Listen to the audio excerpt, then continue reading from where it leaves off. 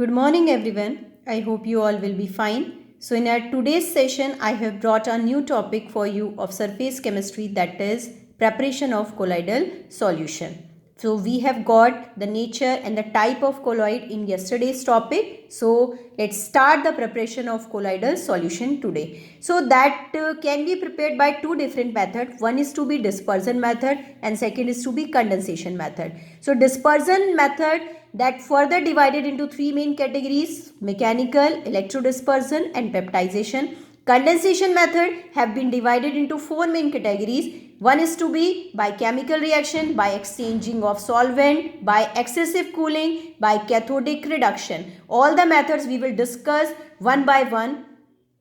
Then chemical method that have been further divided into four ways: double decomposition, hydrolysis, reduction and oxidation. So first we will understand here the first method, dispersion method. Dispersion method is what? Here we have to decompose the big molecule into the range of colloidal. So here I have written the bigger suspension particles are broken down into colloidal range. So that is a dispersion. Okay, so now the first method which is to be used, mechanical dispersion. So in the mechanical dispersion we have to use any mechanical instrument to break a big molecule into a range of colloid. So colloidal mill is to be used. So here we have to use a wheel like that.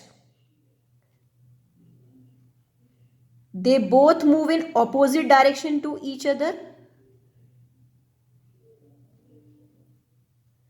So when the particles, big molecules, they come in that contact, then they convert into the range of colloid. So this is the mechanical dispersion. So here we have to understand the manufacturing of dyes, printing ink, varnishes, paint and Dalton creams are to be prepared by the mechanical dispersion. Next method is to be electrodispersion method. So what is the electrodispersion method? So as it is getting cleared from the name, here we have to use the electric current. So with the help of figure, I'm just going to explain this method. So that method was given by Bragg. So we just call it, this is the Bragg-Arg method. We have to use there the electric current. So what is the setup of this method?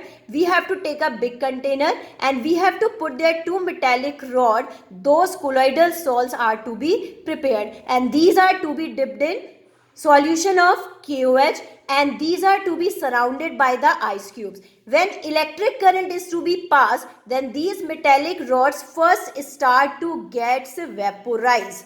First of all, they will start to get vaporized. Then when they will come in contact with of ice, that container will be closed properly. Then they will start to collect and convert into a range of colloid.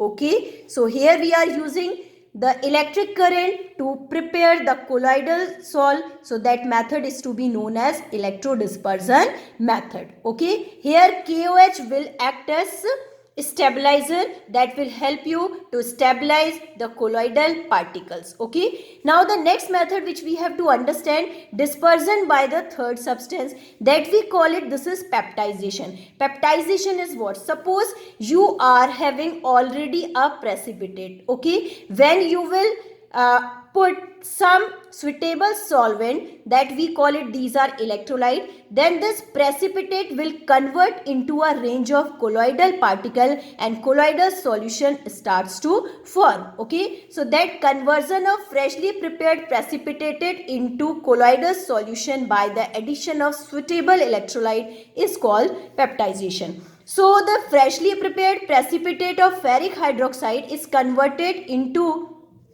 its colloidal solution by the addition of ferric chloride. Suppose you have a PPT of ferric hydroxide and you are putting a solution of ferric chloride, then we get a iron salt. Now we have to come on the next method. This is a chemical method. In the chemical method, we have to follow the four procedure. One is to be double decomposition.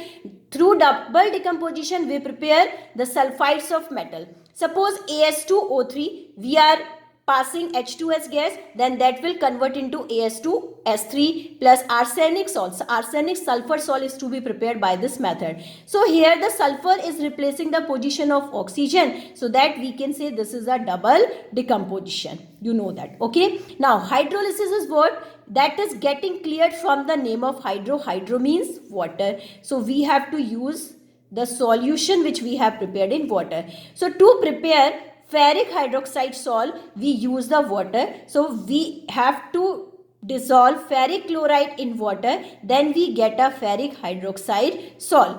Now we are using the water here, so that process is to be known as hydrolysis. Okay. Now let's come on the next method is to be reduction. That is to be used to prepare the gold salt. So the chemical reaction which I have written for you, that AuCl3 that reacts with formaldehyde, then it is forming Au and the formic acid comes out, as well as hydrochloric HCl, hydrochloric acid that comes out as a byproduct. But if you will see this reaction properly, then you will observe that the oxidation state of gold, that is going to be reduced here. This is plus 3 here and it is going to be 0. So that's why we call it, this procedure is to be reduction method. Let's come for the oxidation. So now to prepare the colloidal salt of non-metal like sulfur, then this method is to be used. Then hydrogen sulfide is to be passed in SO2, then sulfur salt is to be prepared. If you will see here, then oxidation state of sulfur is to be -2 and that is going to be 0 here. So that is oxidation is taking place. So that method comes in the category of oxidation. Except these three general methods are to be used to prepare the colloidal salt. One is to be written here by exchange of solvent. A substance is dissolved in a solvent and the solution is poured into the another solvent. Suppose you are having a solution in which solute particles are completely dissolved, but you are putting here the complete solution. Simply you can say that is in the form of true solution. But you are putting a solution or another solvent in which that solute particles are not completely soluble. So it means you can say their solubility is less here. So that will start to convert in the range of colloid, and the sulfur salt is to be formed by pouring carbon disulfide. Suppose sulfur is already dissolved in water. When you will start to put carbon disulfide, then it will start to convert into a colloidal range. Now the next method is to be by excessive cooling. A colloidal solution of ice in an organic solvent like chloroform or ether can be poured by the excessive cooling. Suppose excessive cooling is to be done, then the colloid range particles also starts to form. And the next method is to be by cathodic reduction. When lead salts are electrolyzed, it means we are passing an electric current, then the lead colloidal salt is to be produced at cathode. So as we know that on cathode always reduction takes place, so that method it comes in the categories of cathodic reduction. I hope you all have got all the methods of preparation of colloidal salt. That's all for today.